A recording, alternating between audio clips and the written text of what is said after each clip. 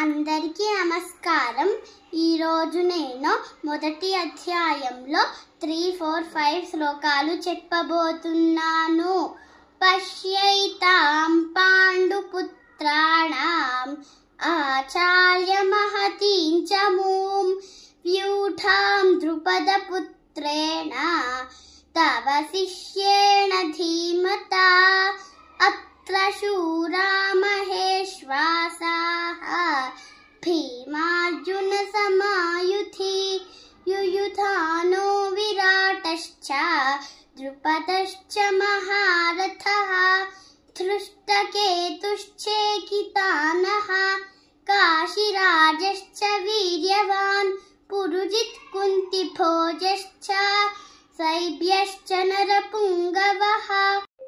ఈ శ్లోకాల మీనింగ్ డిస్క్రిప్షన్లో ఇచ్చాం చూడండి. అలాగే నా వీడియో నచ్చితే లైక్ చేసి సబ్స్క్రైబ్ చేయండి.